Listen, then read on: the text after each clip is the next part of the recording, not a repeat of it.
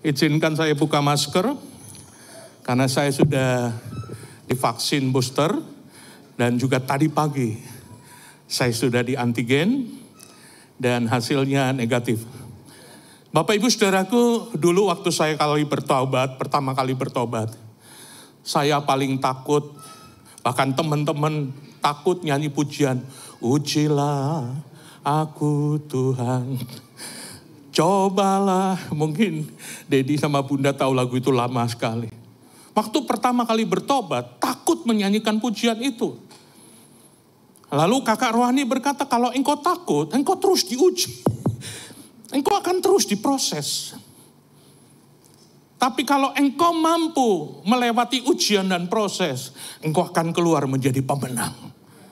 Saya mengerti. Sejak itu saya mau ngalami proses. Tema khotbah saya adalah di balik proses. Karena ada banyak orang waktu dengar kata proses, udah takut lebih dulu. Belum takut, bahkan tidak sedikit mereka menghindar.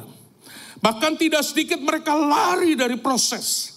Justru kalau kita menghindar, lari dari proses, maka kita akan dikejar proses terus-menerus sampai selesai. Amin Bapak Ibu. Makanya kita tidak boleh menghindari proses. Tidak boleh menghindari proses. Justru kita jadi orang Kristen yang berani menghadapi proses demi proses. Karena di balik proses ada kuasa Tuhan dinyatakan dalam hidup kita. Yang pertama yang harus kita lakukan, kita baca dulu deh. Di dalam kebenaran, Yeremia pasal yang ke-18. Ayat 1 sampai ayat yang ke-6. Firman yang datang dari Tuhan kepada Yeremia bunyinya, pergilah dengan segera ke rumah tukang periuk, di sana aku akan memperdengarkan perkataan-perkataanku kepadamu. Lalu pergilah aku ke rumah tukang periuk, dan kebetulan ia sedang bekerja dengan pelarikan. Apabila bejana yang sedang dibuatnya dari tanah liat di tangannya itu rusak, maka tukang periuk itu mengerjakannya kembali menjadi bejana lain menurut apa yang baik pada pemandangannya. Kemudian datanglah firman Tuhan kepadaku bunyinya, masakan aku tidak dapat bertindak kepada jemaat Gilgal seperti tukang periuk ini. Hai kaum Israel, demikianlah firman Tuhan, sungguh seperti tanah liat di tangan tukang periuk, demikian juga kamu di tanganku, hai jemaat Gilgal. Haleluya. Saudara tahu, walaupun Tuhan kadangkala mengizinkan proses terjadi dalam hidup kita, tapi Alkitab berkata di balik proses, Tuhan turut bekerja untuk mendatangkan kebaikan. Jadi waktu kita mengalami proses, percayalah Tuhan turut bekerja. Roma 8 ayat 28, bukankah ayat ini hafalan Bapak Ibu? Kita tahu bahwa sekarang bahwa Allah turut bekerja dalam segala sesuatu untuk mendatangkan kebaikan bagi mereka yang mengasihi Dia dan bagi mereka yang terpanggil sesuai dengan rencana. Kalau saudara menyadari di balik proses Tuhan turut bekerja, maka saudara tidak akan pernah takut menghadapi proses karena Tuhan bekerja untuk mendatangkan kebaikan. Coba tengok kanan kiri, proses mendatangkan kebaikan. Saudara, ini penting sekali. Berikutnya Bapak Ibu, kalau toh proses itu diizinkan Tuhan, Dia tidak akan pernah mengizinkan proses lebih dari kekuatan saudara. Kalau kekuatan Pak Rudi 10, maka Tuhan izinkan proses 9,999 mefet. Tidak akan pernah melebihi 10 karena kekuatannya 10. Kalau kekuatan Cimeing 12, maka 11,999. Enggak akan lewat dari. Saudara, ini penting. Karena Alkitab dengan jelas berkata Tuhan mengizinkan persoalan atau problem tidak pernah melebihi. Bahkan ayat ini mengajarkan kepada kita untuk tidak lari dari proses. Pencobaan-pencobaan yang kamu alami ialah pencobaan-pencobaan biasa. Katakan pencobaan biasa. Yang tidak melebihi kekuatan manusia. Sebab Allah setia. Karena itu ia tidak akan membiarkan kamu dicobai melampaui kekuatanmu. Pada waktu kamu dicobai, ia akan memberikan kepadamu jalan keluar. Sehingga kamu dapat menanggungnya. Bukan semoga kamu lari, tidak. Sehingga kamu dapat menanggungnya. Berarti ayat ini mengajarkan kepada kita untuk kita menanggung proses tersebut. Bukan lari dari proses. Sehingga kamu dapat menanggungnya. Tuhan tidak mengajarkan kita lari dari proses. Tapi justru kita harus menghadapi dan mampu menanggulanginya bersama Tuhan. Karena Tuhan tidak mengizinkan proses melebihi kekuatan kita. Amin.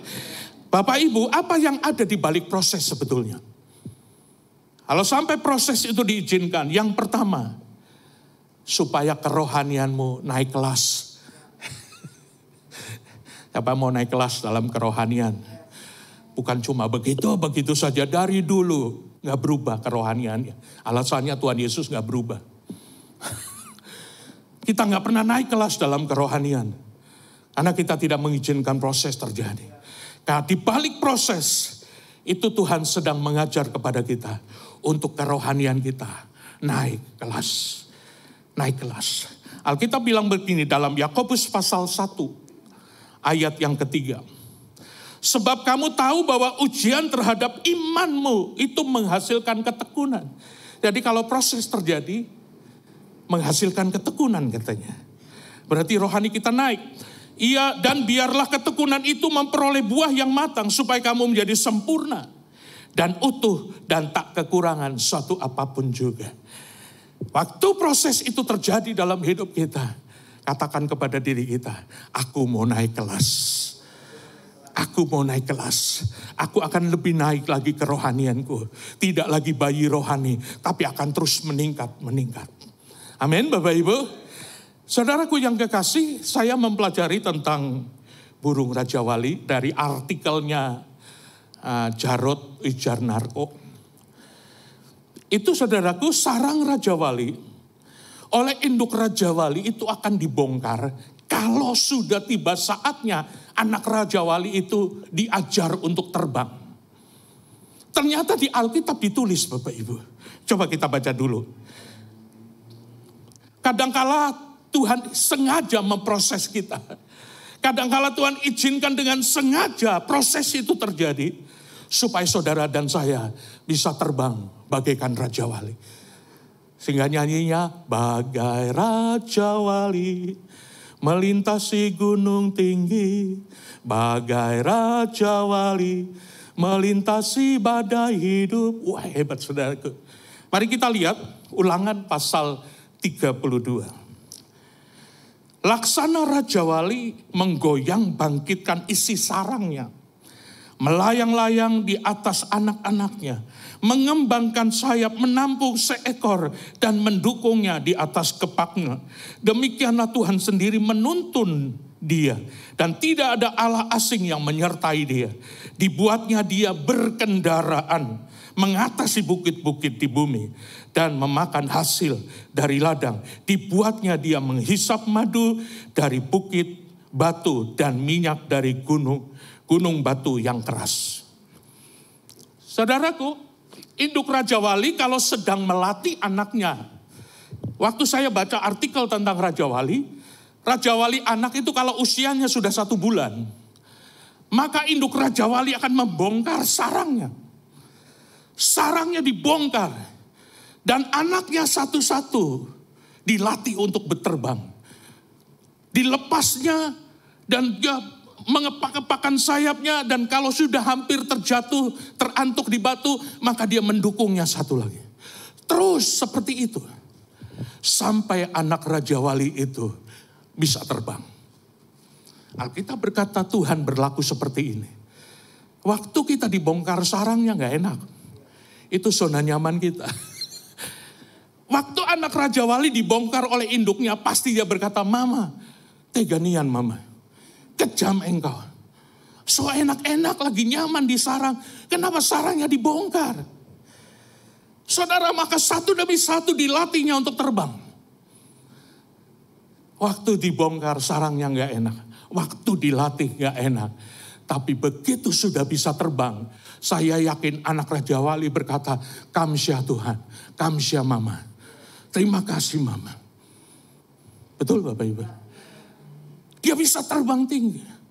Waktu ngalami Raja Wali dibongkar sarangnya, dilatih terbang, memang gak enak. Tapi semua untuk mendatangkan kebaikan. Alkitab bilang. Saudaraku yang kekasih, ini penting bagi kita. Jadi pada waktu sarang kita dibongkar, waktu kita ngalami proses, Tuhan mau engkau bisa terbang tinggi bagai Raja Wali. Coba tengok kanan kiri, Raja Wali atau ayam.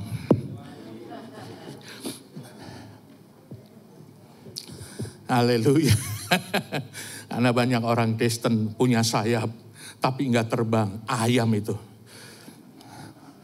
Tapi kalau Raja Wali, dia akan terbang tinggi, badai boleh datang, persoalan boleh datang. Aku akan terbang tinggi bagai Raja Wali. Itu di balik proses. Sudah Tuhan akan mengangkat engkau, naik lebih tinggi lagi. Yang kedua, di balik proses, ada sukses dan keberhasilan.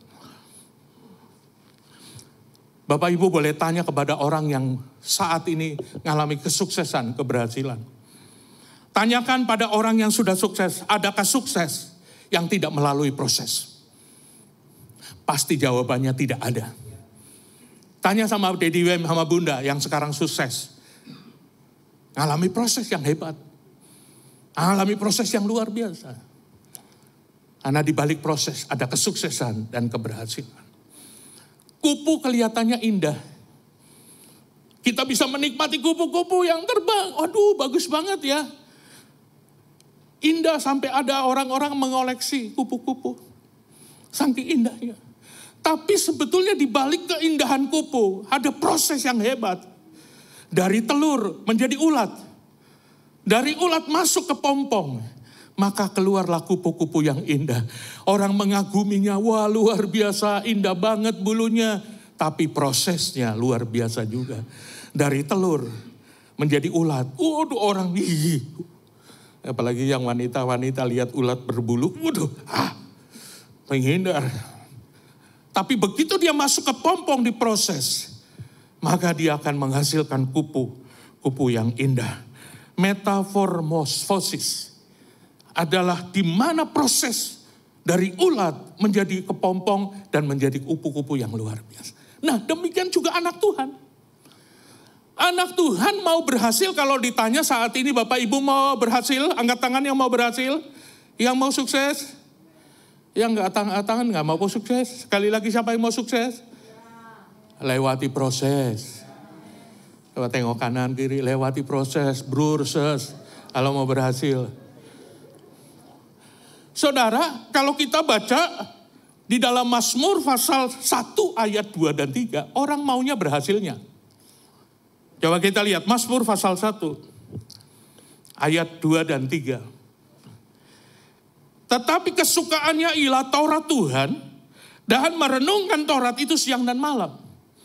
Ia seperti pohon yang ditanam di tepi aliran air yang menghasilkan buahnya pada musimnya dan yang tidak layu daunnya dan apa saja yang diperbuatnya apa?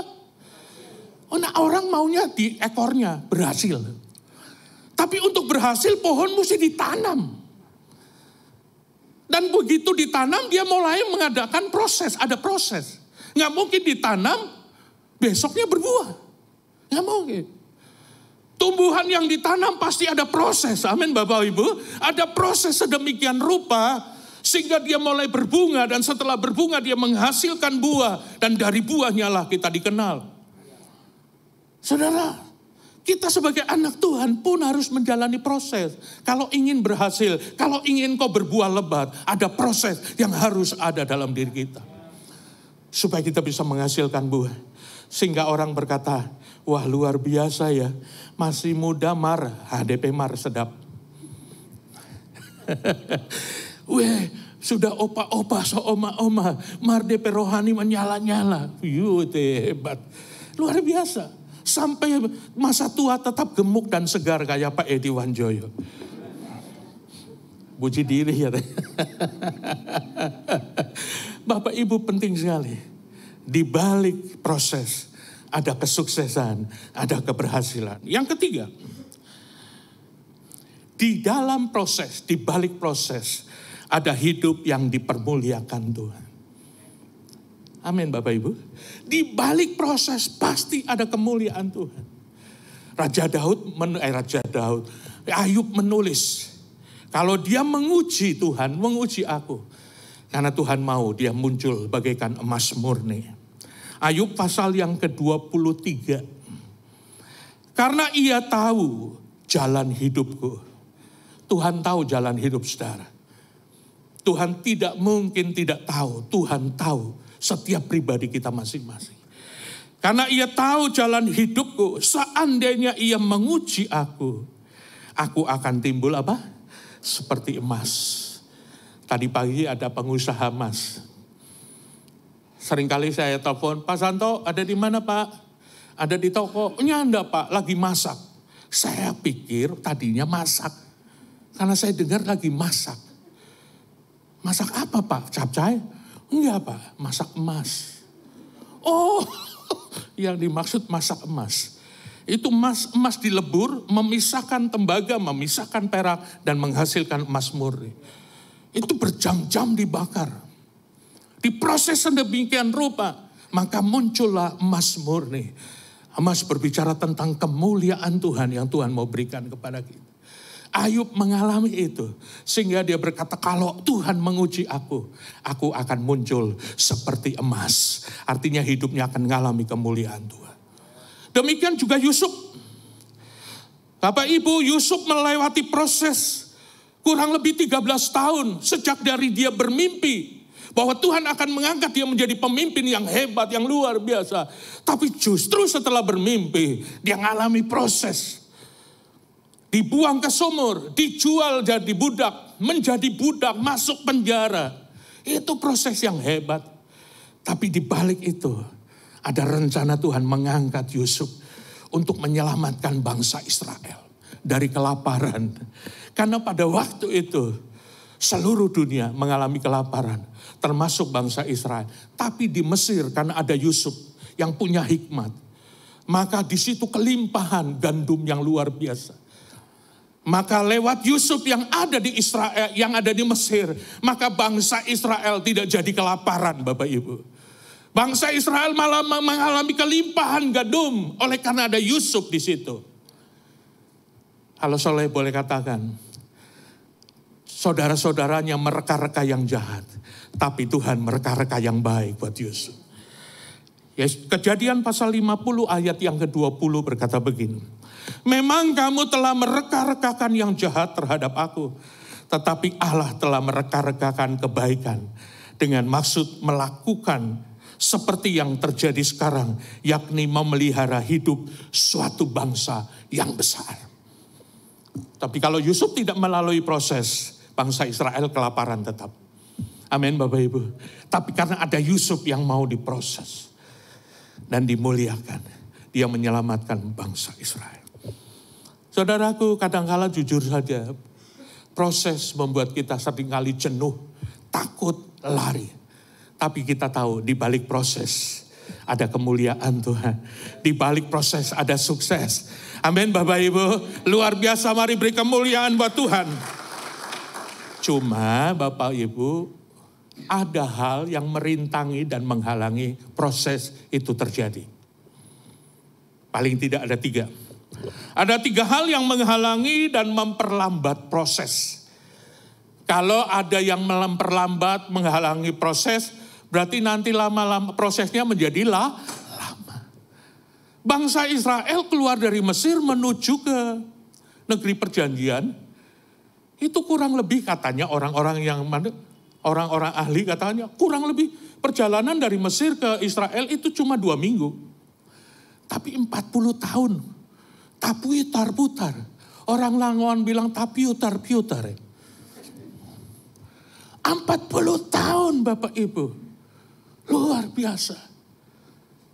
Bangsa Israel terputar-putar 40 tahun. Padahal perjalanannya hanya 2 minggu kalau jalan kaki. Tapi ini harus 40 tahun. Karena ada yang menghalangi dan memperhambat proses. Yang pertama, yang menghambat proses adalah hati yang keras. Tanah liat, kalau tanahnya keras bisa dibentuk nggak Bapak Ibu? Biar engkau nyanyinya bagaikan bejana, siap dibentuk, keluar air mata, keluar ingus. Tapi kalau hatinya keras, nggak bisa dibentuk. Hati yang keras yang membuat kita tidak mengalami proses, tidak bisa diproses dengan baik. Tidak mengalami proses lebih cepat, karena hati kita keras. Ingat tadi, tanah liat yang dibentuk kalau dia rusak, dibentuknya lagi. Tadi jelas sekali saya baca ulang di dalam Yeremia. Di dalam Yeremia 18 ayat 4 saja, ayat 4 dan 6. Apabila bejana yang sedang dibuatnya dari tanah liat itu di tangannya itu rusak, maka tukang priuk itu mengerjakannya kembali menjadi bejana yang lain menurut apa yang baik pada pemandangannya. Saudaraku, kalau saudara penasaran pergi ke desa apa? Pulutan, dari Rembogan ke sana lagi. Itu ada tukang priuk di situ. Ya. Itu ada tukang priuk di sana. Saya pernah datang ke sana Bapak Ibu, itu tanah digali kurang lebih dalamnya cuma setengah meter, panjangnya 2 meter kali 2 meter. Tanah yang diambil dari sawah masih ada jerami, masih ada batunya, ditaruh di tanah yang sudah dilubangi tadi setengah meter. Lalu 4 orang injak-injak tanah itu. Sambil injak-injak, oh jeraminya diangkat. Oh ada batunya diangkat, terus seperti itu. Cukup lama Bapak Ibu, tanah itu diinjak-injak sampai jeraminya keluar, sampai batu-batu kerikilnya keluar. Kadang-kala proses nyanyinya enak ya. Bagaikan bejana siap dibentuk. Begitu dibentuk lari. Pak Stephen juga yang dibentuk sama Pak Edi. Saudara, lalu kapan saudara bisa berhasil? Kapan saudara mengalami kemuliaan Tuhan? Amin saudara. Izinkan Tuhan membentuk. Ingat tadi, Tuhan tidak pernah mengizinkan proses lebih dari kekuatan kita.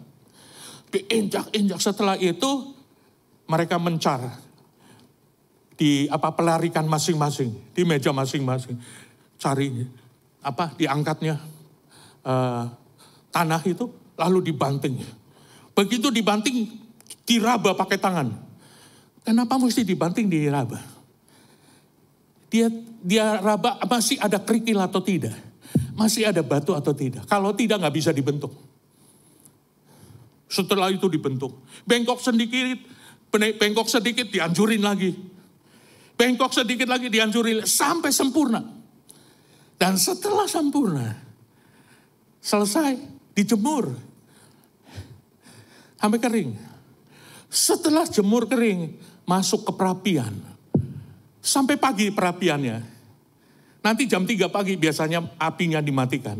Supaya jam 9, jam 10 sudah dingin, lalu mereka dikeluarkan. Setelah dikeluarkan, diamplas. Setelah diamplas, bersih, disiram pakai air supaya debu-debunya hilang dulu. Dijemur lagi sedikit, baru dicat. Setelah selesai, itu tukang-tukang yang mau jualan periuk itu, keramik itu sudah nongkrong di pinggiran jalan untuk dijual.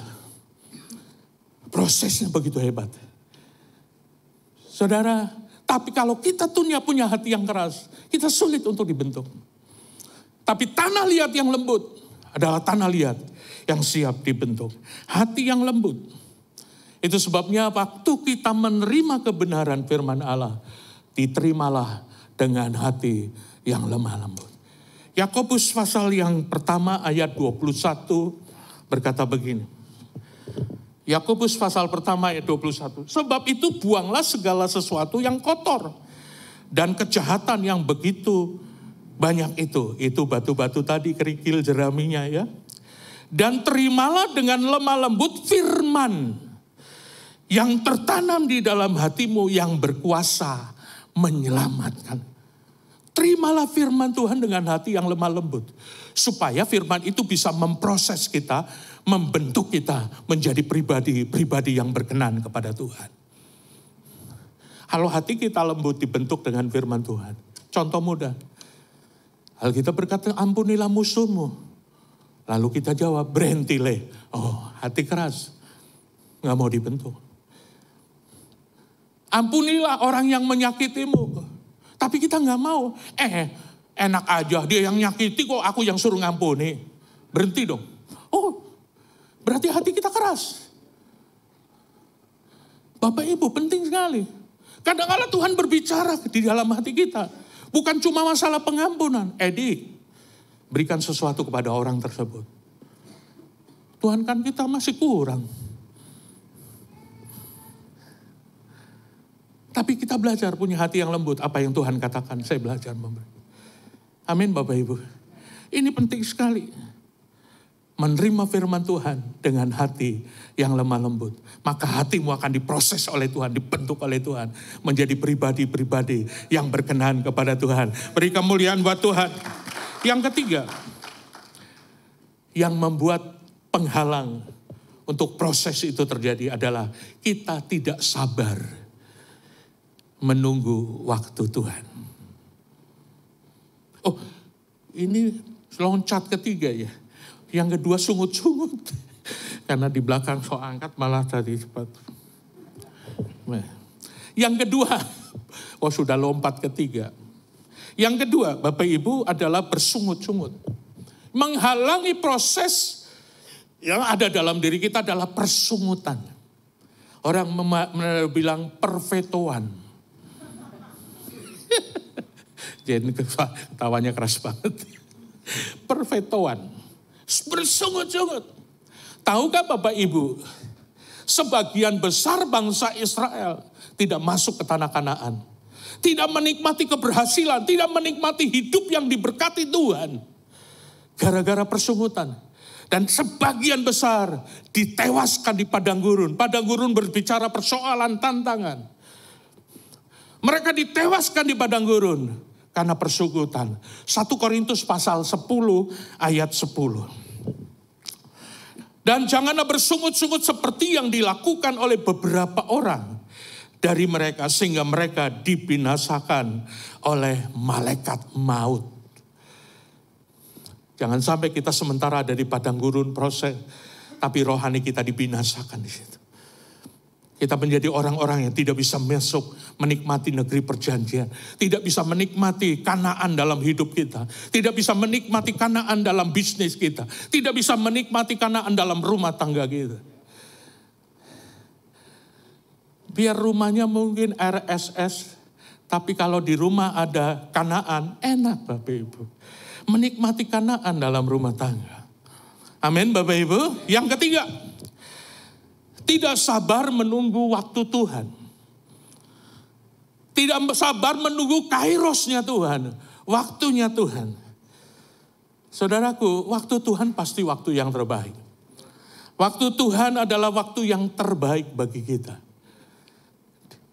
Di dalam pengkhotbah, waktu Tuhan membuat segala sesuatu indah pada waktunya. Saya katakan ini ayat favoritnya Pastor Stephen. Ayat ini. Pengkhotbah pasal 3 ayat 11. Ia membuat segala sesuatu indah pada waktunya. Bahkan ia memberikan kekekalan dalam hati mereka. Tetapi manusia tidak dapat menyelami pekerjaan yang dilakukan Allah dari awal sampai akhir. Waktu Tuhan pasti yang terbaik buat kita. Amin Bapak Ibu. Waktu Tuhan adalah waktu yang terindah bagi saudara. Kenapa? Karena waktu Tuhan bukan waktu kita. Rancangan Tuhan bukan rancangan kita. Jalan Tuhan bukan jalan kita. Kita tidak bisa berkata, kita punya mau. Semau gue. Orang menadau, kita mau siapa mau larang. Itu orang yang tidak menghargai apa yang menjadi kehendak Tuhan dalam hidupnya. Tapi kalau dia mengerti bahwa kehendak Tuhan yang terbaik, dia akan mengikuti rancangan Tuhan. Dia akan mengikuti jalan Tuhan. Dia akan mengikuti waktu Tuhan. Yesaya pasal yang ke-55 ayat 8 dan 9 berkata, sebab rancanganku Tolong tim PW boleh naik. Sebab rancanganku bukanlah rancanganmu. Jalanmu bukanlah jalanku. Demikianlah firman Tuhan. Seperti tingginya langit dari bumi. Demikianlah tingginya jalanku dari jalanmu. Dan rancanganku dari rancanganmu. Mana tim PW-nya? Saudara, ini penting. Rancangan Tuhan bukan rancangan kita. Waktu Tuhan bukan waktu kita. Tapi yang jelas, rancangan Tuhanlah yang terbaik. Jalan Tuhanlah yang terbaik. Waktu Tuhan itulah yang terbaik. Tengok kanan kiri, katakan waktu Tuhan paling baik. Yang terbaik.